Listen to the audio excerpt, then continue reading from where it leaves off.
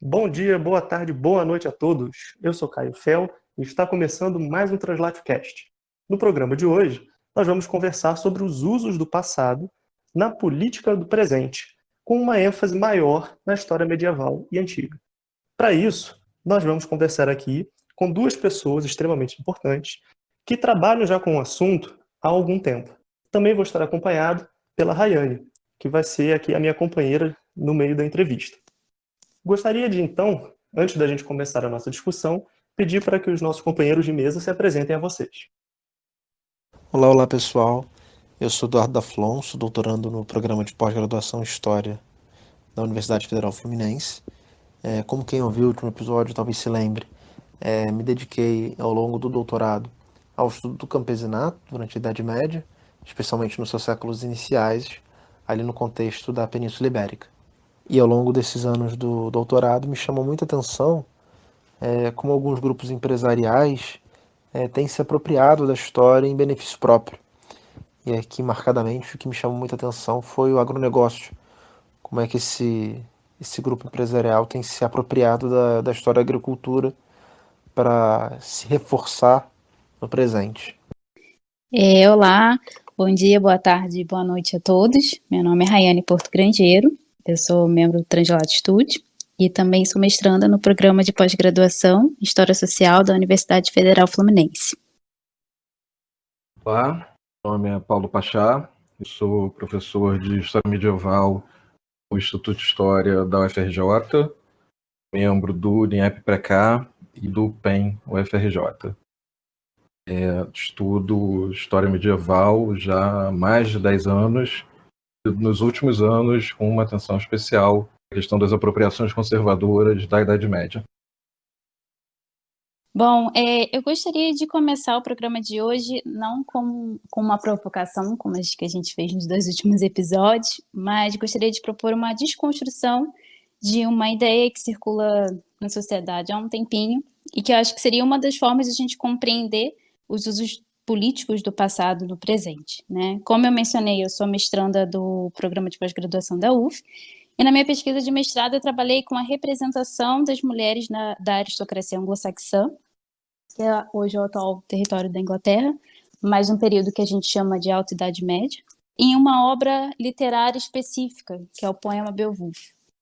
E quando se trata de trabalhar com mulheres do período medieval, você escuta com bastante frequência, como eu escutei, principalmente de pessoas que não estão ligadas à academia, comentários equivocados sobre o perfil dessas mulheres, né? Como elas eram sofridas, passivas e sem espaço de atuação e fala em uma sociedade que é comumente vista como atrasada e conservadora.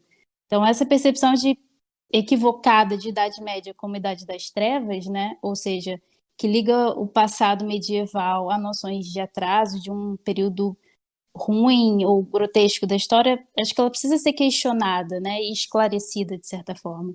Então, a pergunta que eu gostaria de fazer para os nossos convidados, para abrir o episódio de hoje, é a seguinte: o que a visão de Idade Média, como Idade das Trevas, legitima no presente?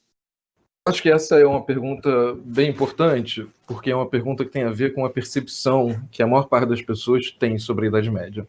Para entender o impacto e o sentido dessa visão da Idade Média como Idade das Trevas, precisa voltar um pouco, pensar o que eu costumo falar para os meus alunos, que é a invenção da própria ideia de Idade Média. Como vocês todos sabem, a Idade Média é uma ideia inventada. Então, o nome Idade Média e tudo que ele carrega é uma invenção que aparece em determinado momento da história, mais especificamente entre ali os 14, 15, 16.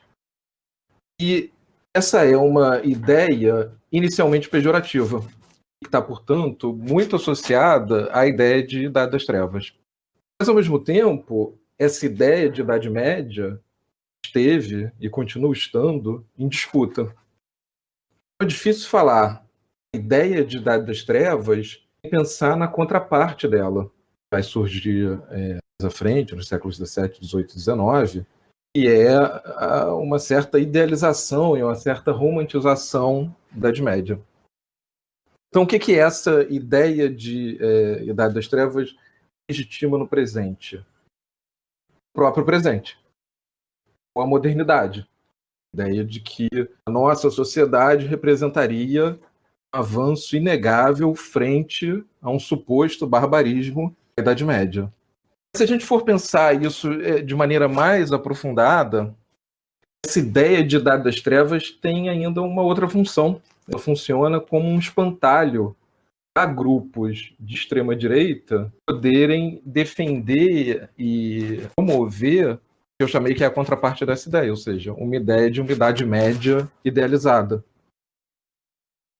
Então, esses dois extremos, um deles é novidade para os historiadores. Eu acho que não dá para falar de um sem falar do outro.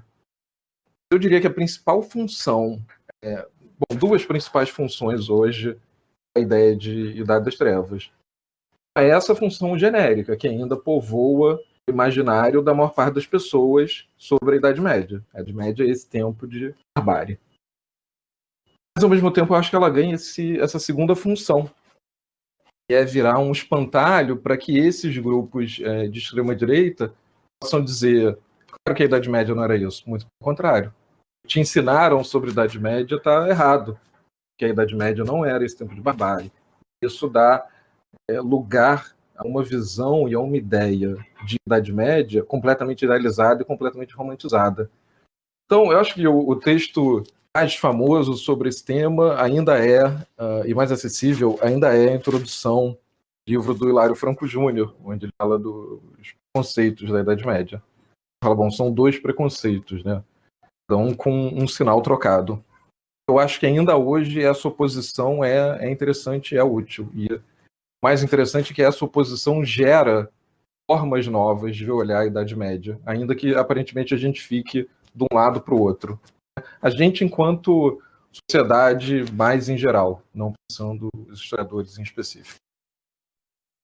O Paulo já levantou algumas questões muito interessantes no que diz respeito a esse duplo preconceito a respeito da Idade Média, um preconceito que está vinculado ou a uma romantização, uma idealização feita no século XIX, ou de fato uma noção pessimista sobre esse passado vinculado ao Renascimento. E eu queria apenas ir complementando com alguns outros pontos, né, o que ele já mencionou. O primeiro deles diz respeito ao próprio nome, né? Idade Média. Significa o período que está no meio, a idade do meio, que está entre o Renascimento e o período romano. Né? É um termo cunhado pelos próprios renascentistas, que queriam se distanciar do passado imediatamente anterior ao deles, e, portanto, se vinculam a um outro momento mais valorizado, que é o passado romano, o passado greco-romano, né, como origem da civilização. E a ideia que eu quero trazer com isso é que outros momentos também têm as suas próprias preconcepções envolvidas.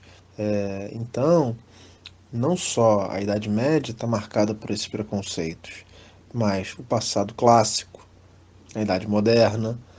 Então a gente tem que estar sempre atento a esses tipos de leituras que existem sobre o passado. E nesse sentido eu queria trazer apenas um exemplo em relação àquilo que o Paulo falou da Idade Média como um espantalho. Né? Não no sentido romântico do termo, mas no sentido negativo. Né? Bom, a Idade Média, isso nos livros didáticos é muito mencionado, tem como principal característica o regime feudal, que teria se originado fundamentalmente da dissolução, do fim do Estado romano ou do Estado carolíngio, dependendo da interpretação. Mas, fundamentalmente, o feudalismo ele é a ausência de Estado em concepções muito correntes, né? Algo que a gente já questionou também no episódio sobre Estado, que teve no podcast, mas que demonstra para a gente também uma concepção ideológica. Por quê? A Idade Média é vista como um período de trevas, de caos, porque é carente, é a negação do Estado com o feudalismo. Ora, quando o Estado moderno surge na modernidade, ele passa a ser visto então como um elemento a ser valorizado. E também está dentro do que eu tinha falado antes de oposição ao período imediatamente anterior. Mas, de certa forma, então qualquer crítica ao Estado moderno ou ao Estado burguês redunda apenas na possibilidade da anarquia que existiu durante a Idade Média. Então, acho que esse é um exemplo bastante simples, mas que expressa para a gente o nível de contexto ideológico, né, que esse mito da Idade Média como Idade das Trevas acaba por reforçar. Então, nesse sentido, a consequência direta dessa leitura do passado é basicamente a reafirmação do presente, como Paulo tinha colocado antes. Esses pontos que vocês levantaram, eles fazem a gente refletir principalmente sobre a origem não só do estudo da Idade Média, mas também da história como uma forma geral, né, como algo um pouco mais, diria que especializado, talvez. E essa origem acaba remontando, né, como vocês mencionaram, no século XIV, XV, XVI, principalmente a Europa, né, fundamentalmente a Europa.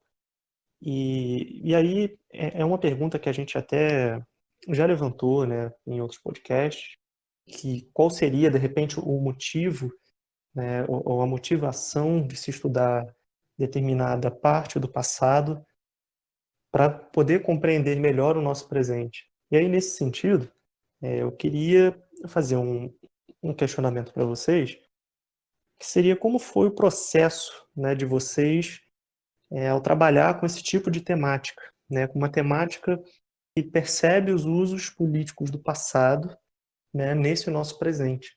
E aí eu faço essa pergunta muito no sentido de quais foram, de repente, as dificuldades que vocês sentiram com isso, porque, politicamente falando, isso toca em partes muito sensíveis a todos nós, né? E querendo ou não, a profissão do historiador, ela ainda é algo muito desprezado pela sociedade de uma forma geral, né? Então, é basicamente aquilo. Se a gente precisa de um diagnóstico para saber como a nossa saúde está, a gente procura um médico.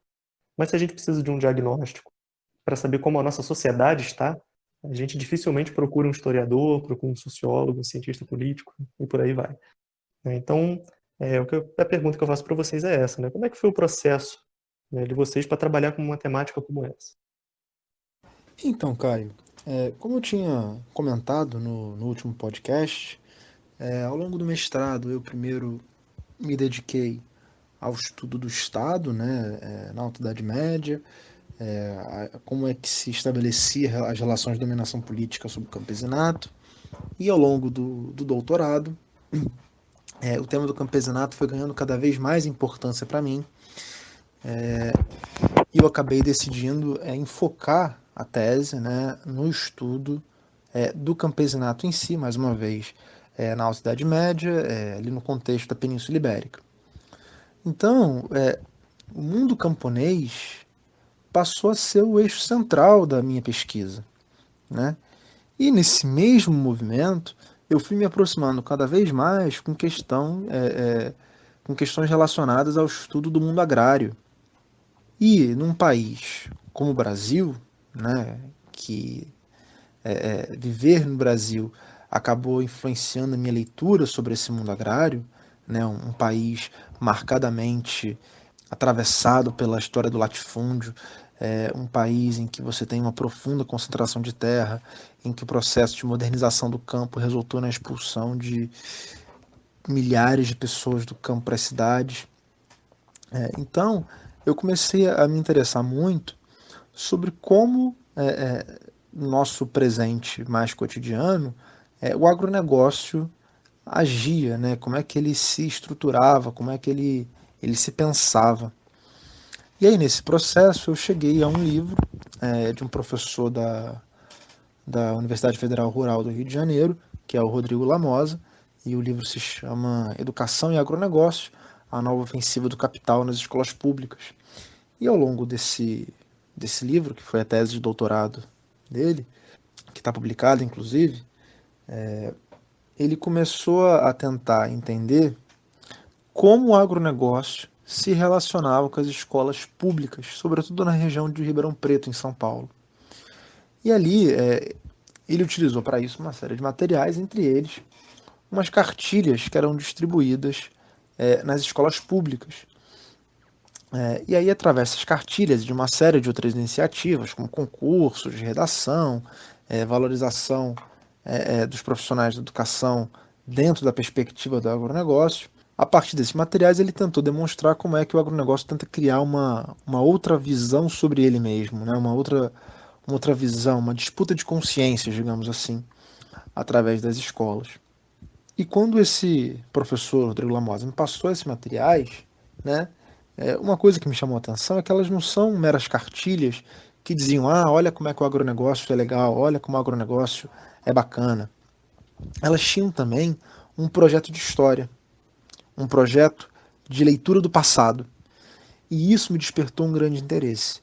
E foi algo que eu não tinha visto o Lamosa trabalhar na sua tese. E é evidente que o tratamento que eu dei a isso é infinitamente mais superficial do que ele deu na tese dele, mas eu tentei sistematizar as referências que aparecem nessas cartilhas da BAG e tentar decifrar qual é o projeto de história que eles estão tentando construir.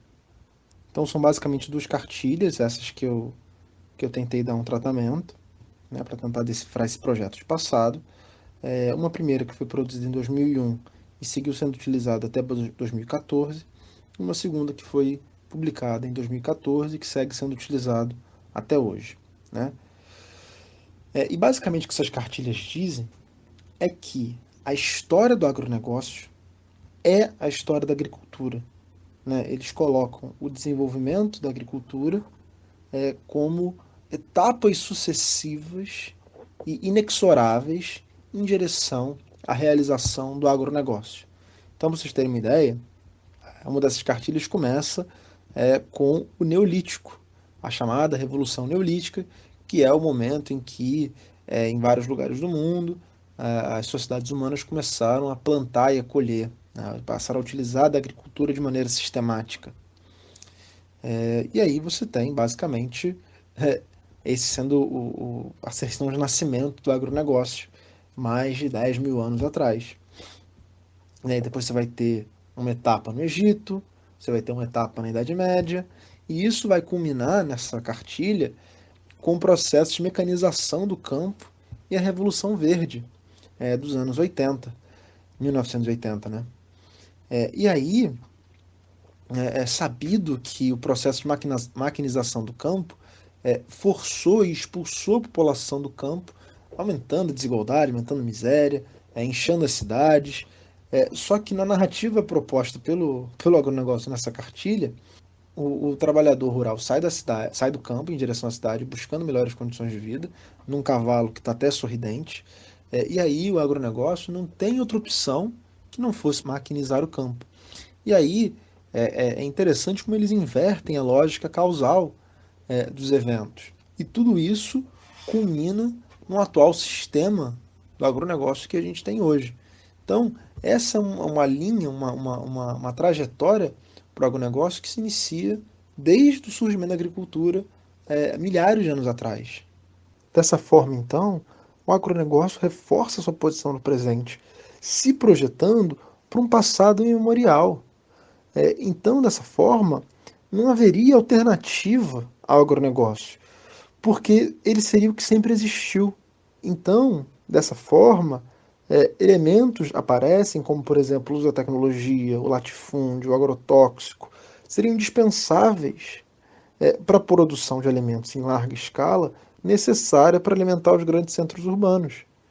Então, essa projeção, essa criação de um passado à sua imagem e semelhança, reforça sua posição no presente e estabelece um projeto de futuro. E esse é o ponto central do que está dado aqui nessa reinvenção do passado. E isso acaba ganhando uma outra dimensão com as chamadas campanhas do Agrotech, Agropop, Agrotudo, da Rede Globo desde 2016, né? E duram até hoje. E a própria Rede Globo é uma das associadas da ABAG, da Associação Brasileira do Agronegócio. E, portanto, isso ganha essa outra dimensão porque isso massifica o potencial dessas campanhas. Afinal de contas, a própria Globo se gaba de ter mais de 100 milhões de espectadores por dia. Então, desde o lançamento dessa campanha, já foram feitos vários episódios, né, várias campanhas curtas, né, são menos de um minuto normalmente, e dos quais talvez um pouco mais de uma dezena façam referências ao que eu chamei de passados distantes, né? Então, que estabelece algum elo, alguma ligação com ou o Egito Antigo, ou as sociedades pré-colombianas, sempre nessa linha de continuidade entre passado e presente, entre esses passados distantes e o presente.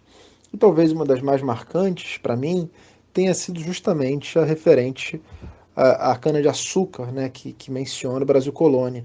E a conjunção entre áudio e imagem na tela, para mim, é sempre muito impactante, porque o áudio diz alguma coisa como, parafraseando, seria a cana-de-açúcar há muitos séculos movimenta a nossa economia, e enquanto isso está sendo mostrada a imagem na televisão de um conjunto de escravizados movimentando uma moenda de cana. O que para mim deixa muito claro qual tipo de perspectiva de passado que esse tipo de propaganda acaba trazendo consigo.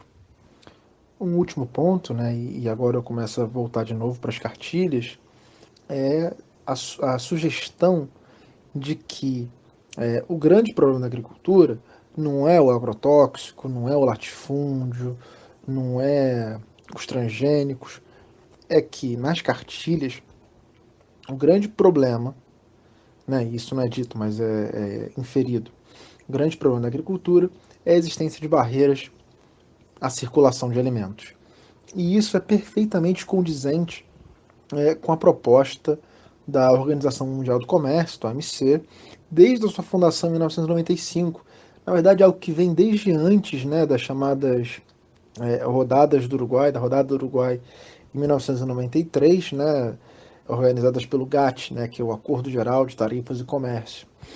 E aí esses grupos defendiam que o mundo já era capaz de produzir alimentos suficientes.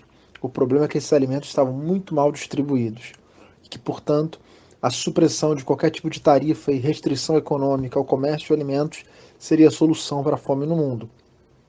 O que, evidentemente, não aconteceu. Pelo contrário, a redução de tarifas alfandegárias fez com que os preços dos alimentos despencassem, quebrassem os pequenos produtores e, na verdade, ampliasse o nível de fome no mundo, além de produzir o que ficou conhecido como McDonaldização, ou seja, a padronização de que toda a população mundial comesse as mesmas coisas, né, sem uma variedade de produção muito alargada. Bom, e qual a visão de passado que está sendo dada? Né? A visão de que a história do desenvolvimento da agricultura é a história das conexões geradas pelo comércio. E isso tem o seu grande boom com a globalização, mas tem seus antecedentes históricos com as grandes navegações e as suas primeiras raízes no processo de expansão do comércio no Mediterrâneo. Então, mais uma vez, a gente tem a reescrita do passado em prol de um projeto de futuro. Um projeto de futuro que é a restrição das barreiras alfandegárias e que, portanto, a gente já sabe qual é a consequência disso, que é a fragilização dos pequenos agricultores. Não à toa, é justamente a fundação do OMC e essa rodada do GATT, que eu mencionei antes, que é o principal ponto de articulação que vai dar origem à Via Campesina, que é aquele movimento internacional de camponeses que vão justamente lutar contra essas ações da OMC. E aí, nesse sentido, o nosso papel como historiadores é decifrar e quebrar esse discurso, demonstrando que a história da agricultura em nada tem a ver com a história do agronegócio, que o desenvolvimento da agricultura não é uma história dos contatos, não que eles não tenham sido importantes, mas que a história da agricultura é a história do desenvolvimento técnico, organizativo das comunidades camponesas. Desenvolvimento esse que foi sendo, ao longo da história, por mecanismos diversos, extraído por camadas dominantes, seja aristocratas ou mais tarde burguesas. Mas o importante é que esse discurso está sendo criado pelo agronegócio legitima a sua atuação no presente e nós, como historiadores, devemos fazer a crítica a esse movimento. A minha trajetória em relação a esse tema específico, vocês chamaram de os políticos do passado, eu acho que foi muito determinada pela conjuntura dos últimos anos. Claro, eu poderia traçar isso mais para trás e dizer que, bom, antes de pensar nas apropriações conservadoras da Idade Média, eu vinha já há vários anos me especializando na análise da própria Idade Média, especificamente da Alta Idade Média Ibérica. Então, o processo é um pouco esse, da Idade Média às apropriações conservadoras da Idade Média.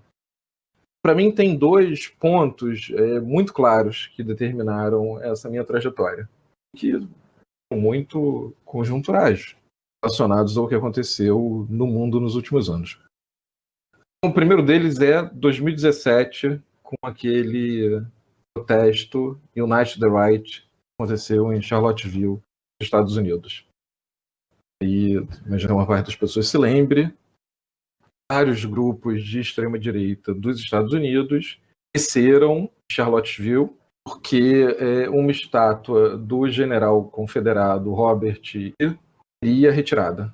Fizeram à noite uma manifestação, cuja fotografia ficou famosa, com as tochas e tal, e recentemente foi falado no Brasil. E no dia seguinte fizeram mais uma manifestação. Esse dia seguinte encontraram manifestantes antifascistas, estavam ali para pôr aquilo. No meio disso, esses grupos de extrema-direita avançou em cima desses manifestantes antifascistas com um carro. Uma mulher, Heather Heyer, acabou morrendo. Então isso, por si só, foi um acontecimento bastante impactante. Lembro que todos alguns dias digerindo aquelas imagens e digerindo aquelas notícias. E vale lembrar que isso foi em 2017. O mundo não era exatamente isso que a gente tem vivido mais recentemente. Teve um segundo momento, que foi mais, assim, dentro desse primeiro momento, uma segunda questão, que é, a partir do momento que essas imagens dos protestos começaram a ser digeridas e examinadas, ficou muito claro a prevalência de símbolos usados pelos manifestantes de extrema-direita metendo a antiguidade e a Idade Média. Isso foi um choque à comunidade acadêmica, principalmente nos Estados Unidos. Porque, ainda que essas apropriações não fossem conhecidas, aquele volume, daquela forma, foi bastante chocante. As pessoas começaram a se perguntar do tipo, o que tem na Antiguidade, o que tem na Idade Média, atrai tanto esses grupos de extrema-direita. O que eles veem na Idade Média e na Antiguidade? O que eles vão buscar lá? O que eles se identificam com esse período, com esses períodos? E acho que várias respostas foram ouvidas para isso. Mas uma das que me pareceu mais interessante foi o reconhecimento de que estudo desses períodos da Antiguidade e da Idade Média marcado por um alto grau de racismo durante muito tempo. Esses períodos e o estudo deles não é ideologicamente neutro, pelo contrário. Então, essas apropriações, antes de começarem em 2017, na verdade informam o próprio desenvolvimento dos estudos sobre esses períodos. Isso é uma coisa que eu recebi bastante jornais e tal, mas muito através do Twitter. Aquilo me deixou também bastante preocupado e provocou uma certa reflexão em mim, do tipo, bom, o que é exatamente a forma como a gente estuda, que tipo de coisa a gente reproduz, e como que a gente deve estudar esses períodos. Elemento diretamente vinculado a essas apropriações que apareceu, esses símbolos que apareceram na manifestação eram muito comuns na internet, no formato de memes, em inglês. E também isso provocou um exame bastante detido os usos da Idade Média, da Antiguidade, por grupos de extrema-direita em memes. Eu também estava interessado nisso. E, a partir dessas questões todas, comecei a pensar, mas isso é uma coisa específica dos Estados Unidos e da Europa? Isso acontece no Brasil também. Resolvi ir atrás. E quando falo isso, sempre digo que botei daquelas roupas de astronauta e mergulhei no esgoto da internet, procurando a princípio em comunidades no Facebook vinculadas à extrema-direita. O que eu encontrei me deixou, por um lado, muito surpreso, também muito preocupado. Eram memes de extrema-direita apropriando a Idade Média, tanto traduções dos memes em inglês, quanto memes genuinamente brasileiros, produzidos em português, uma quantidade impressionante. Então, em 2017, eu comecei a pensar uma forma de estudar isso. Essa apropriação conservadora, ou especificamente de extrema-direita, da Idade Média, por meio de memes, não só importados, por assim dizer, mas genuinamente nacionais. Fiquei. Em 2017 e 2018, desenvolvi um pouco uma pesquisa nesse sentido, de pensar as funções disso e por que no Brasil isso era apropriado. Então esse seria o primeiro momento dessa trajetória para mim. O segundo momento, e eu também consigo marcar ele de maneira muito clara, foi 2019. 1º de janeiro de 2019, a posse do presidente Jair Bolsonaro. Eu me lembro de estar voltando de uma festa de Réveillon e vendo o Twitter e vendo as notícias e batendo aquela coisa em deprê da posse que estava acontecendo em Brasília e tal. No meio disso, eu vejo um tweet um sujeito que era blogueiro na época e depois acabou sendo nomeado assessor presidencial, dizendo: nova era chegou, tudo nosso, Deus vult. Eu fiquei, de novo, preocupado, aquilo meio que olhou o estômago. Então, que essa altura do campeonato todo mundo já sabe, Deus vult é um grito de guerra que evoca a Primeira Cruzada. Traduziria em latim para Deus quer, ou Deus assim deseja.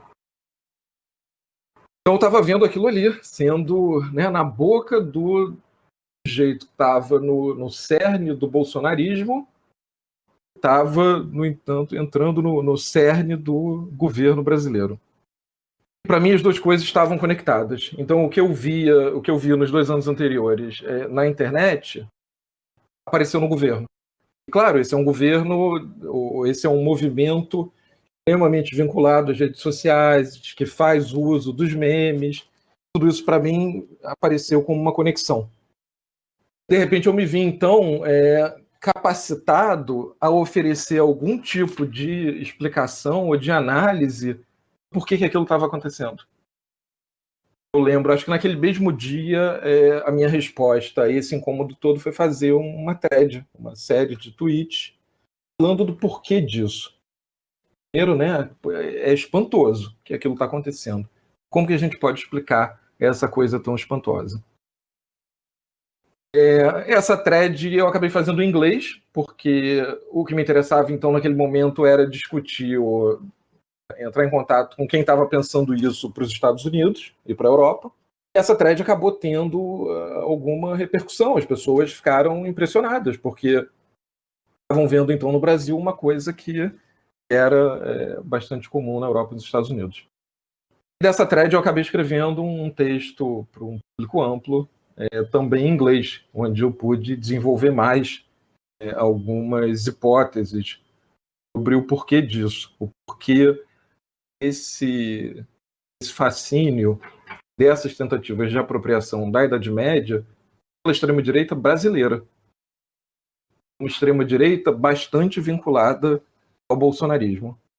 Então, isso é uma trajetória que um lado, eu tinha a formação que me habilitava a pensar essas questões. Por outro lado, uma conjuntura que jogou essas questões na minha cara. Não era exatamente o interesse de pesquisa que eu tinha antes, mas foi uma coisa que eu tive que me sentir assim, compelido a tratar. E estava aparecendo com uma projeção muito grande. As pessoas precisavam pensar aquilo, precisavam prestar atenção naquilo. A minha trajetória em relação a esse tema é isso. É uma trajetória, ao mesmo tempo, uma preparação que começou antes, mas que eu não sabia que ia desembocar nisso, e uma conjuntura que fez com que eu tivesse que responder a ela. O Paulo, você trouxe o exemplo da posse lá, do Deus Vult, mas quais outros elementos apareceram para você, especialmente talvez desde a posse do atual presidente, que outros elementos apareceram para você que indicam essa relação? E quais elementos da Idade Média, né, ou da Europa aparecem para você, ou pelo menos essa ideia de Idade Média que a extrema-direita está criando? Porque, enquanto você falava, eu lembrei de um tweet que eu não sei nem se você conhece, um tweet do vice-presidente, Hamilton Mourão, do dia 28 de setembro de 2019, em que ele celebra, naquele dia, a criação das capitanias hereditárias. E ele falava que o Brasil nasce com uma marca do empreendedorismo. E ele dizia, é hora de resgatar o melhor das nossas origens. E conecta diretamente o nascimento do Brasil à expansão de Portugal, né? Como se Portugal fosse, como se o Brasil fosse a melhor criação de Portugal.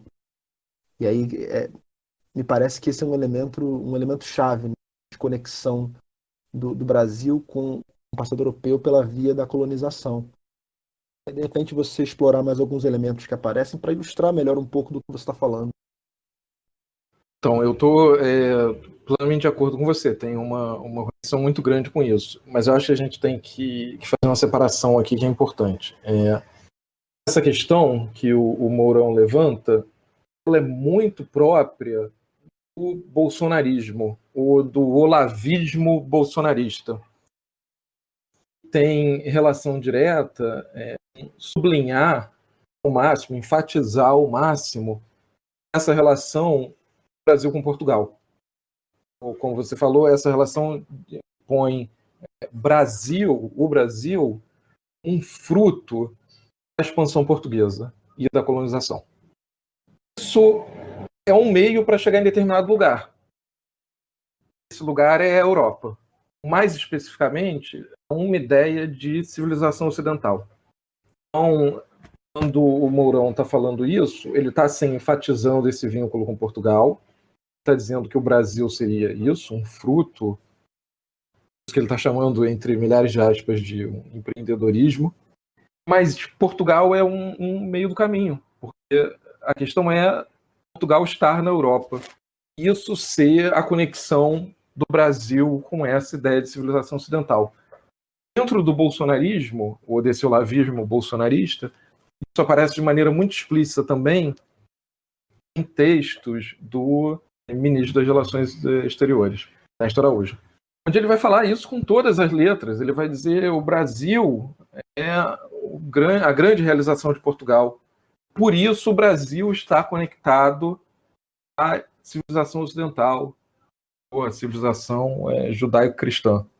Por isso está conectado, né, à filosofia grega, ao direito romano e por aí vai. Então, eu acho que essa relação com Portugal é central, mas é central na medida em que ela é meio a chegar nessa ideia mais ampla de o Brasil é parte do Ocidente. O Brasil, então, teria um certo compromisso com a defesa que eles veem como valores ocidentais que estariam sendo supostamente atacados pelo globalismo. Aí a gente já entra em delírios que se afastam demais dos delírios sobre a Idade Média.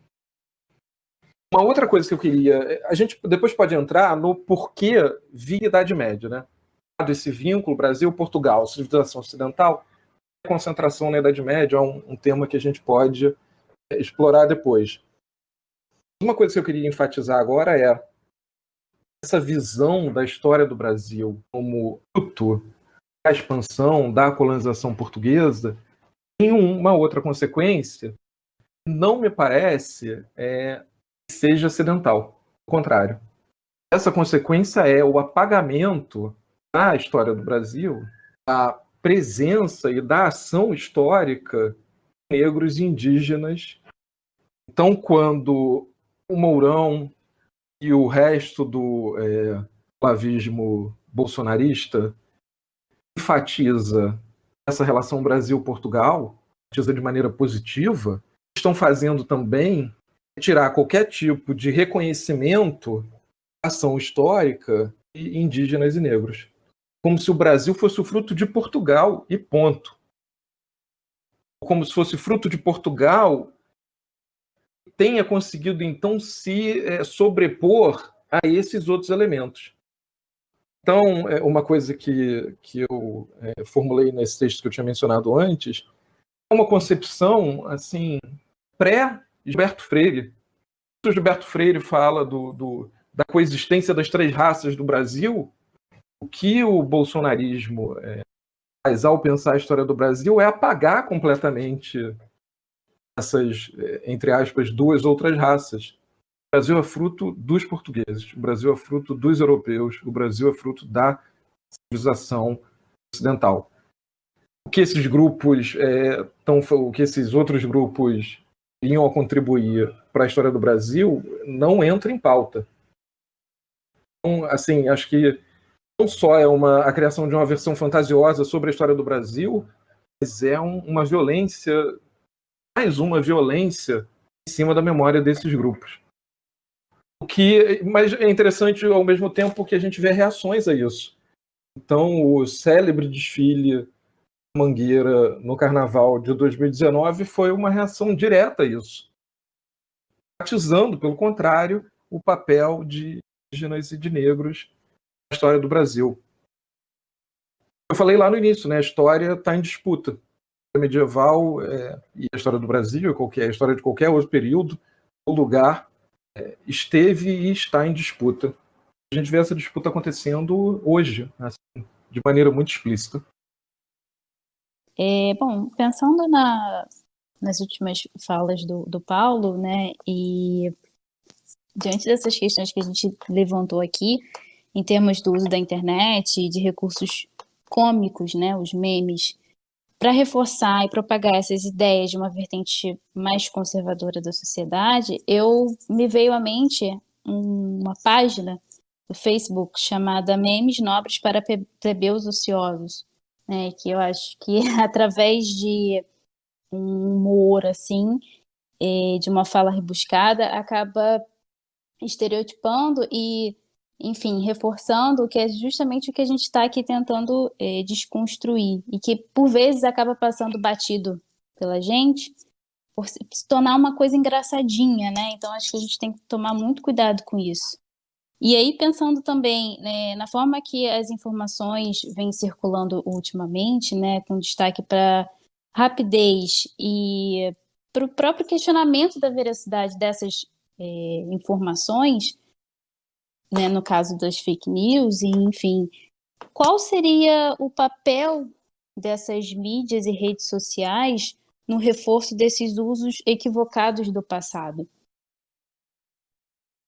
Eu acho que o Paulo já destacou bastante bem, né, como é que o uso da internet promoveu uma maior difusão dessas apropriações da Idade Média pela extrema-direita. Algo que talvez tenha passado por muito tempo por fora do nosso radar, né, por fora da nossa capacidade de percepção. Mas eu diria que talvez mais perigoso do que os memes ou do que as brincadeiras toscas com cavaleiros medievais ou coisas assim, que redundam nesses preconceitos, redundam nessas alterações e deformações do passado, com consequências muito danosas, como, por exemplo, a ideia de superioridade europeia ou supremacia branca. Mas eu acho que isso ganha tons ainda mais perigosos quando se tem produções que se propõe um ar de seriedade, né? E aí eu estou pensando fundamentalmente nos, entre aspas, documentários produzidos pelo Brasil Paralelo, que é uma espécie de grupo que produz conteúdo para a internet com uma vertente dita conservadora. E aí um dos primeiros documentários que eles fizeram, basicamente, é uma reescrita da história colonial brasileira, relacionando com o passado medieval de Portugal, né? Mas eu queria apenas destacar e ressaltar mais uma vez que não são só essas mídias nas redes sociais de extrema-direita que reforçam deformações do passado. Mesmo mídias tradicionais, é, é, que se propõem jornalísticas, elas também propõem releituras do passado, né, como eu estava falando na pergunta sobre o que me mobilizou a estudar essas temáticas de apropriações do passado medieval no presente, né? Também essas mídias tradicionais se vinculam a essas alterações, a essas apropriações do passado. Né? E aqui eu estou pensando fundamentalmente de novo naquela campanha Agratec, Agrapop, Agratudo, que reescreve os passados distantes à imagem e semelhança do próprio agronegócio. Talvez não tão gritante ou tão preconceituoso como aparece nessas mídias de extrema direita, mas que reforça uma releitura do passado que favorece, reforça a posição do agronegócio no presente e tem aí um claro projeto de futuro, né? Então, esses perigos não estão só nos submundos do Facebook, nos esgotos das redes sociais, mas estão na TV aberta, estão nesses documentários do YouTube, às vezes com centenas de milhares de pessoas inscritas no canal, mas também estão nas escolas, com mídias impressas e campanhas de professores, para professores, né? Então a gente tem aqui todo um contexto geral que demonstra como é que o Walter Benjamin estava certo, né? Nem os mortos estarão a salvo se o inimigo vencer, e ele não tem cessado de vencer, né? Essa frase célebre, cheia de poesia, que mostra pra gente como é que esses grupos se apropriam do passado para se reforçar no presente e projetar um amanhã de acordo com seus próprios interesses. Eu acho que tem duas questões na sua pergunta, Rayane, que são muito importantes. Um é a propagação, eu já tinha mencionado, propagação enorme que é possibilitada pelas redes sociais. Mas, de um lado, é uma propagação assim, muito grande em volume, ela também tem um certo aspecto de nicho. Então, permite essa propagação enorme, mas é uma propagação direcionada para um público específico. Isso pensando a propaganda da extrema-direita e, mais especificamente, o uso da extrema-direita dos memes. O que eu pude verificar, estava mencionando essa pesquisa que eu fiz inicialmente no Facebook, uma das primeiras comunidades onde eu encontrei muitos memes sobre a Idade Média, uma comunidade que eu não vou falar o nome, mas uma comunidade masculinista. Você tem todo um submundo dentro desse esgoto da internet, grupos masculinistas. Então, para quem conhece o blog da Lola, é uma professora universitária que tem um blog bastante famoso sobre feminismo, que é ameaçada, denunciou esses grupos várias vezes e é há anos ameaçada por eles. Esses grupos estão também no Facebook. Foi para mim uma grande surpresa ver então esses memes sobre a Idade Média, inclusive nesses grupos. Eu estava falando, essas redes sociais permitem uma propagação muito grande, mas uma propagação de nicho também. É um público específico, então a gente está falando basicamente de homens e relativamente jovens, porque a linguagem dos memes, ainda que isso tenha se expandindo nos últimos anos, ela não é uma linguagem exatamente explícita para quem é mais velho. Então, o fato dessa propaganda assumir o formato de meme faz com que ela seja consumida por esse público específico.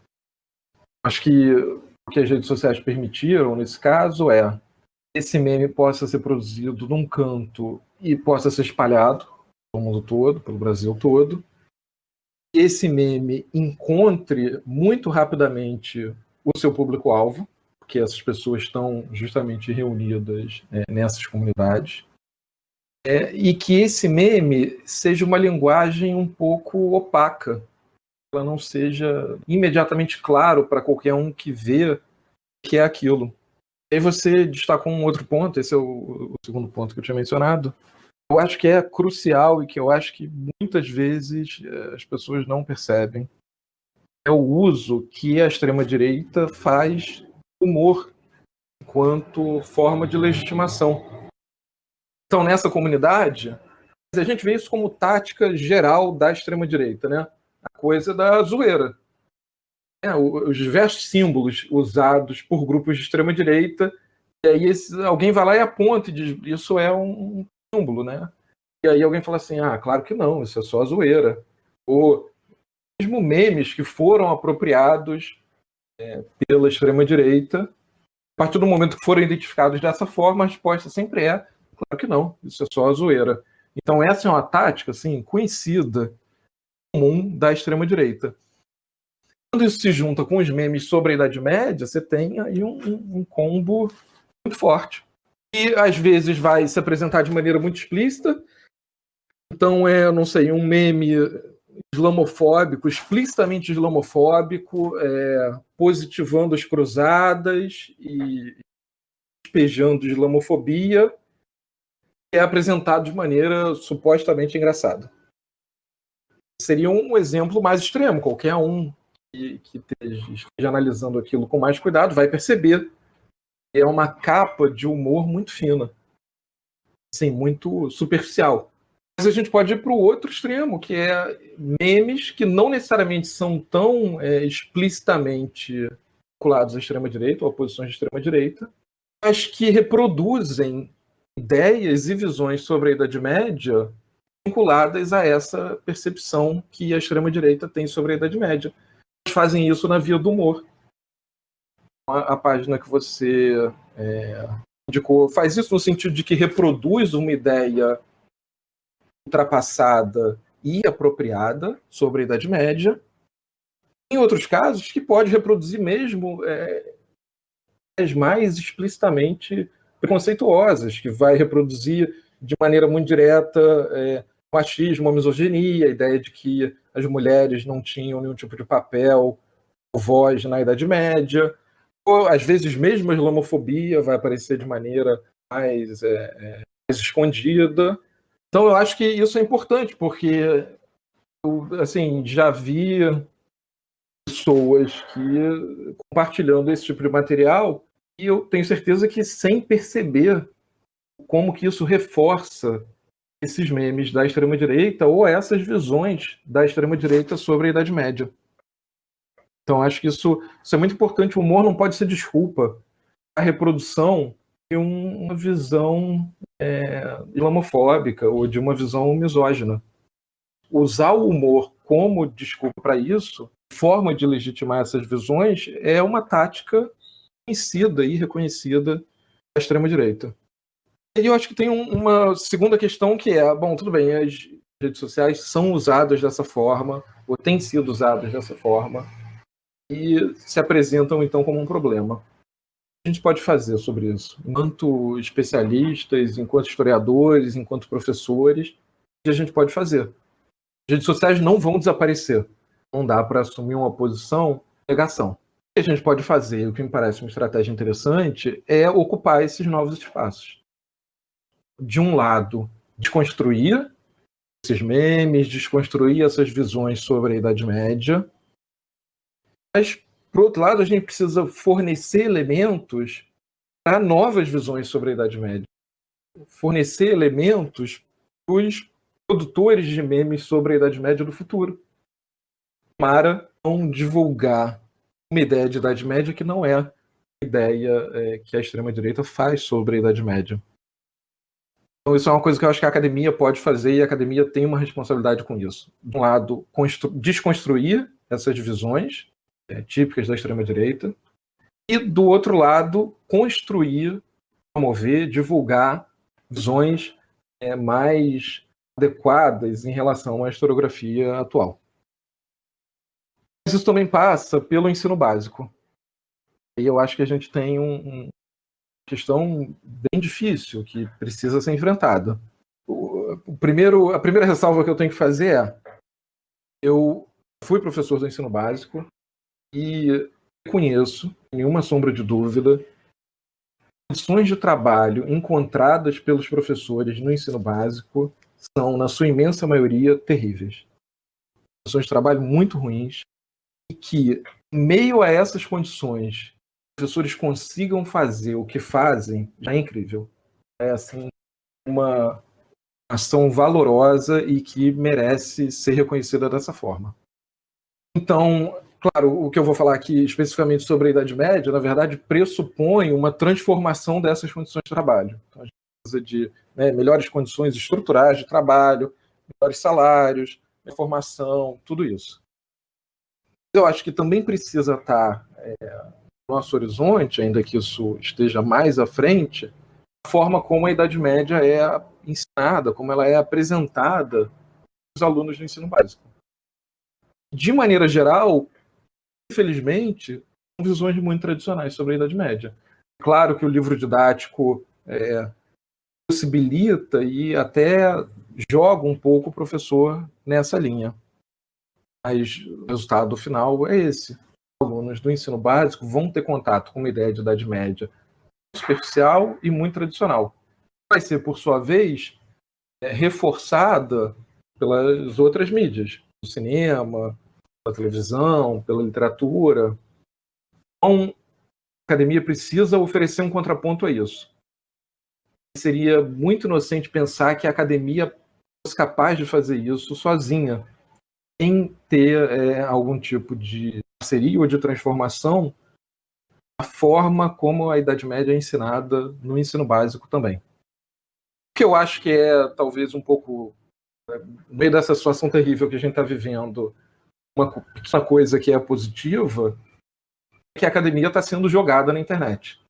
Todos nós, professores universitários, temos que lidar com a internet em uma profundidade muito maior do que fazíamos antes. Eu acho que daí pode surgir algumas ideias e alguns projetos que vão olhar para essa questão de maneira mais específica. Assim, encaminhando para a última pergunta, né, desse programa, eu vou pegar também como gancho algumas coisas que o Eduardo e o Paulo, principalmente, levantou em relação, por exemplo, ao uso de símbolos por esses grupos extremistas.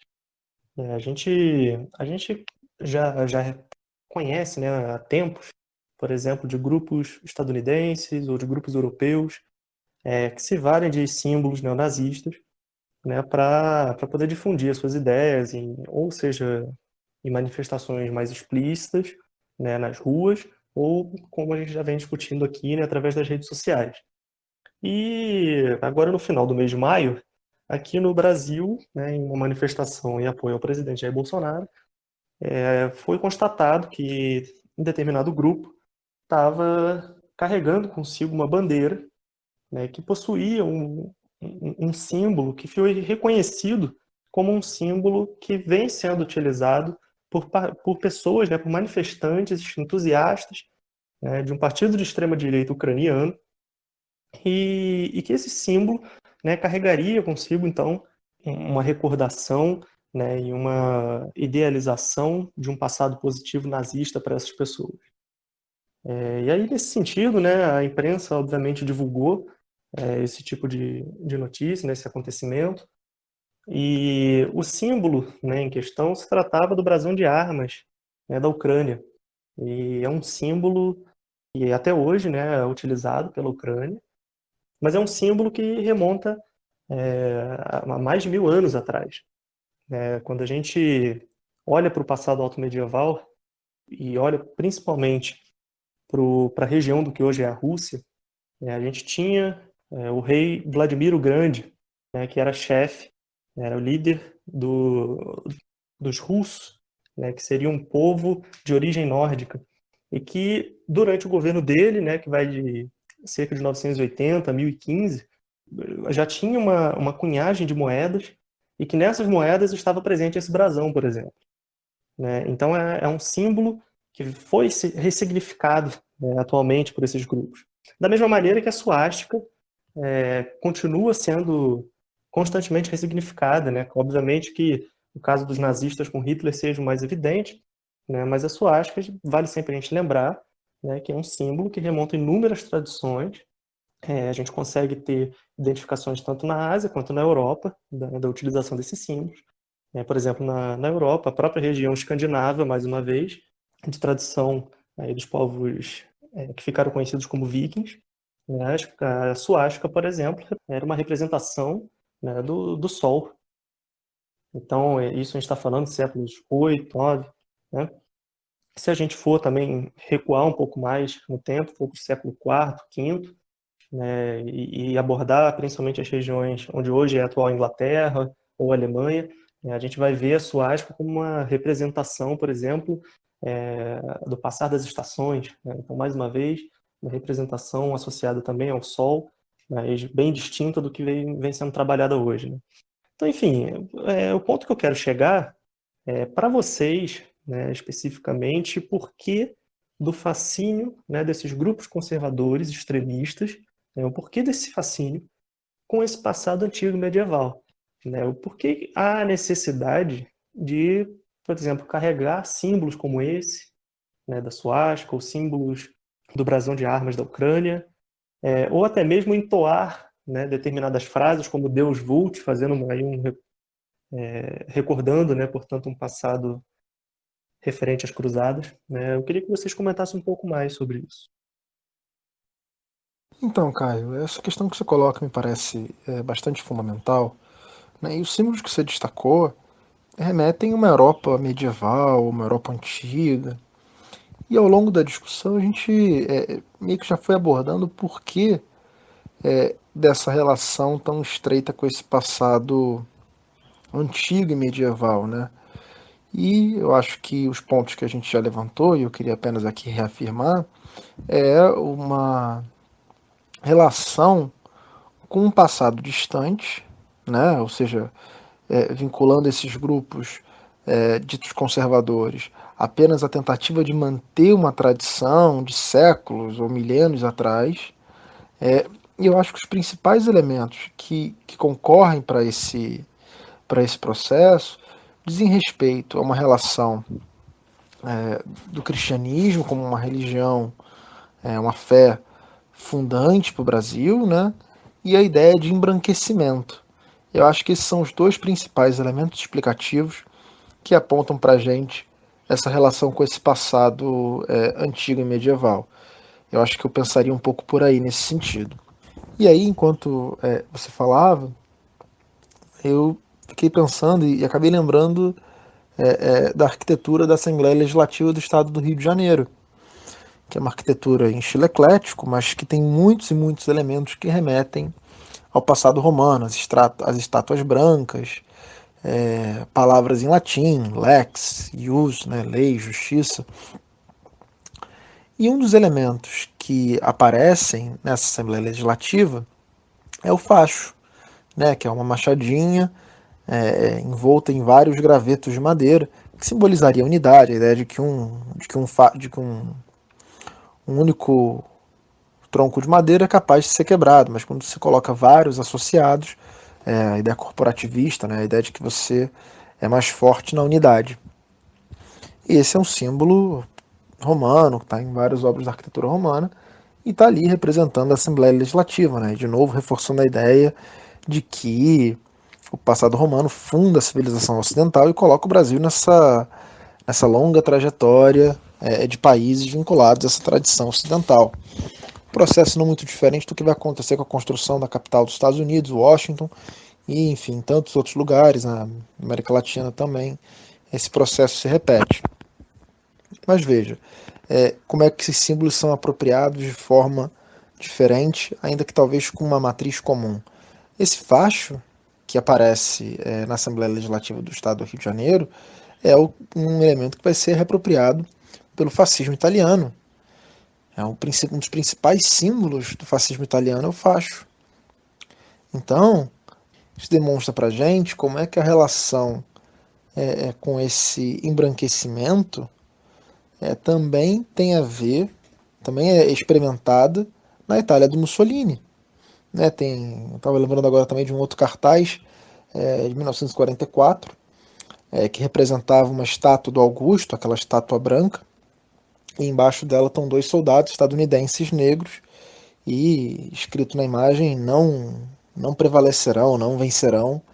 E aí uma mensagem claramente racista, vinculando de novo a esse passado branco, né, visto como branco, né, que não era de fato.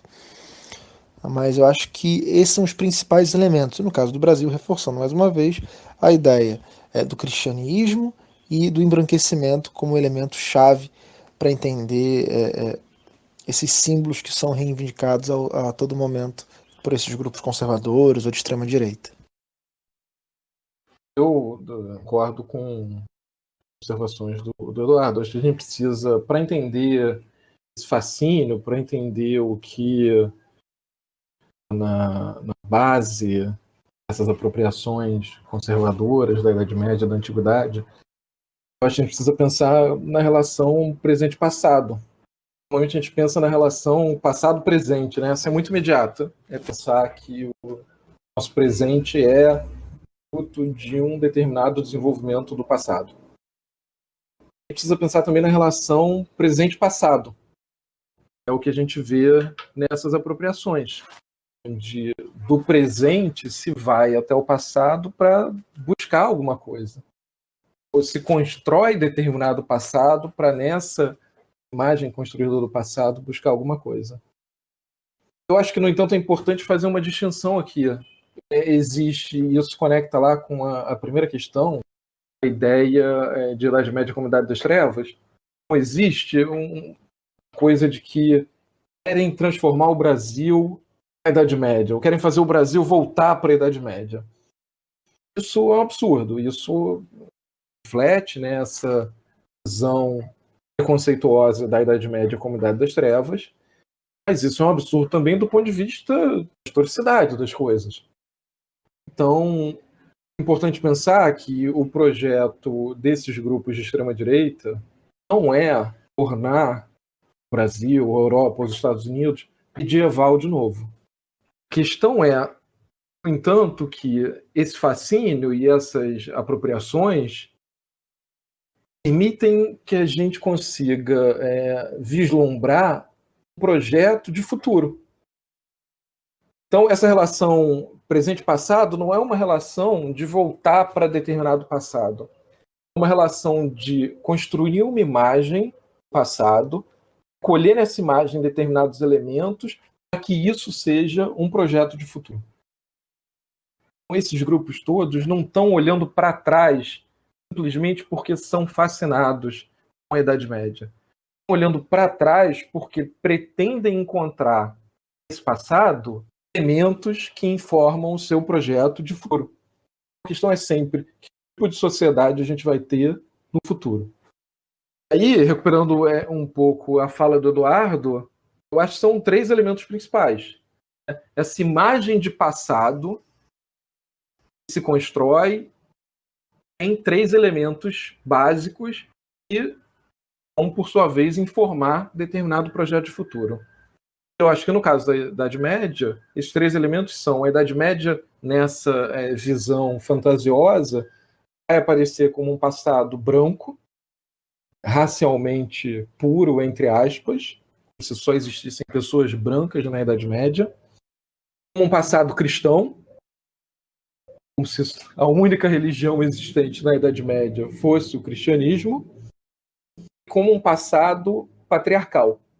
Houve uma coisa que a gente já tinha mencionado, como se as mulheres não tivessem nem vez nem voz na Idade Média, como se o papel das mulheres na Idade Média fosse um papel de submissão. Eu acho que esses 3 elementos são centrais, então, para pensar essa ideia fantasiosa de Idade Média, e o fascínio vem daí. Mas o fascínio, de novo, não é exatamente com a Idade Média. O fascínio é com esses elementos, que são falsos. Porque a Idade Média não era branca, a Idade Média não era exclusivamente cristã, Então, uma coisa que eu gosto sempre de mencionar é, a partir do momento que eu comecei a usar um texto para um público amplo, de uma historiadora chamada Helen Young, falando sobre a invenção da Idade Média Branca. E ela traça como, desde o século XVIII, especificamente no século XIX, a ideia de Idade Média foi embranquecida.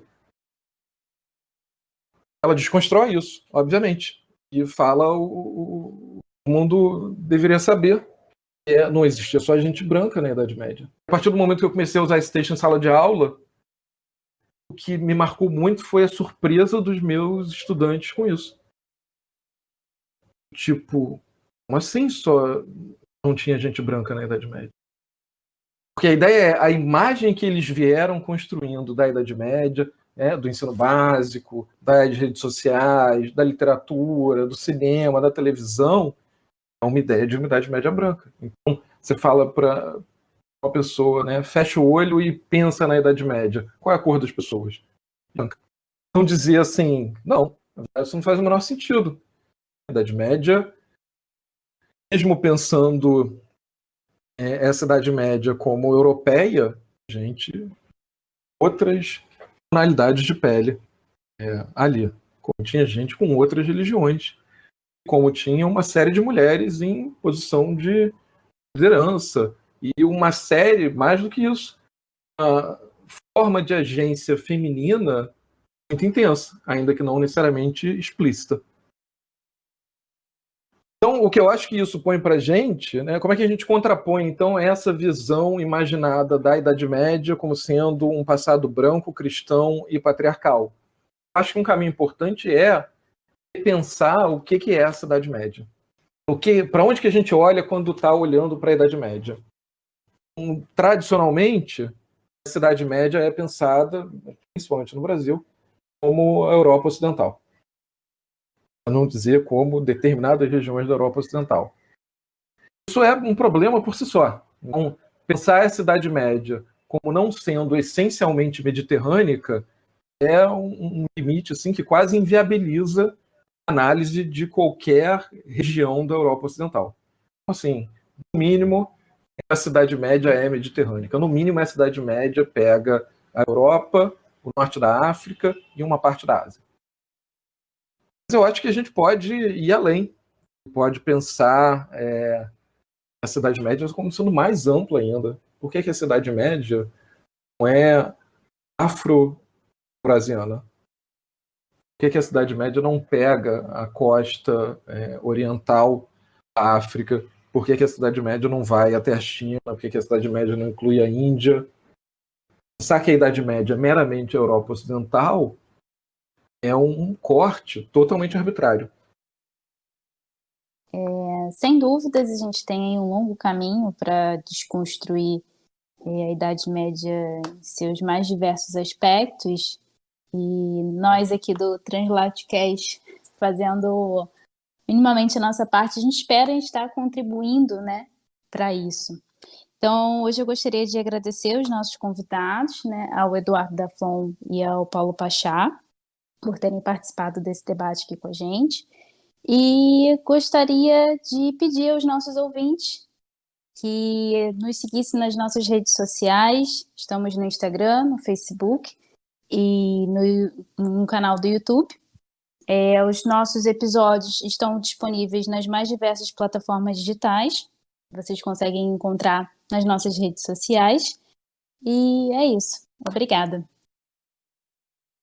Bom, então eu queria também agradecer a oportunidade de estar aqui mais uma vez trocando uma ideia com o Caio, com a Rayane.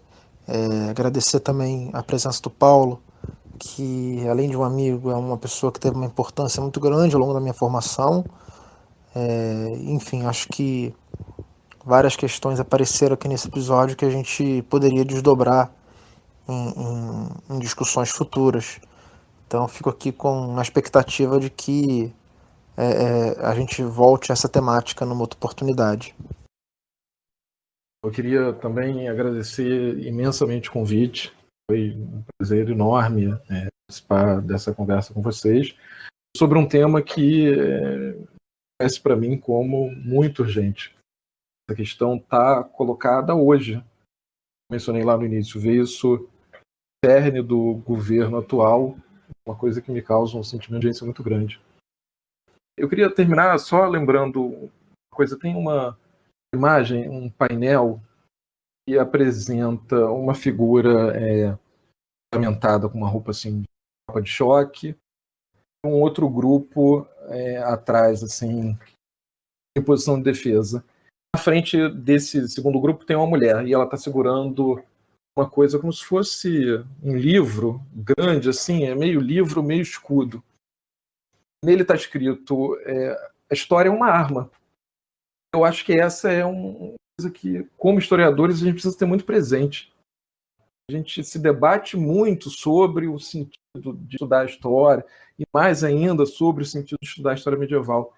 Eu acho que o que os últimos anos deixaram explícito é que esse sentido não só existe, como ele é urgente, porque a história é uma arma. Enquanto historiadores, a gente precisa saber manejar essa arma. A gente tem uma responsabilidade que é mostrar que esse manejo não pode ser responsável. A gente tem que saber manejar a história, que é uma arma, com cuidado. A gente tem que saber manejar a história de forma honesta e de forma verdadeira, e pensando que essa arma tem que ser tratada com cuidado. Essa arma não pode ser puramente manipulada e jogada de qualquer jeito, mas ela também não pode ser abandonada. Enquanto historiadores, a gente de alguma forma, aqueles que têm uma responsabilidade de que a história não seja usada como uma arma a favor de grupos, por exemplo, da extrema-direita. Precisa ter esse cuidado. A história é uma arma e, portanto, requer um uso feito com cuidado. E a nossa responsabilidade é garantir isso. Bom, gente, eu também gostaria aqui, né, de agradecer a participação de todos e queria também agradecer o ouvinte, né, que acompanhou a gente até aqui, dizer também que, né, reforçar o que a Rayane já tinha comentado, né, para vocês me seguirem nas redes sociais e também aí, né, a nos acompanhar nos episódios futuros, né. Então, o programa termina por aqui e até o próximo TranslateCast.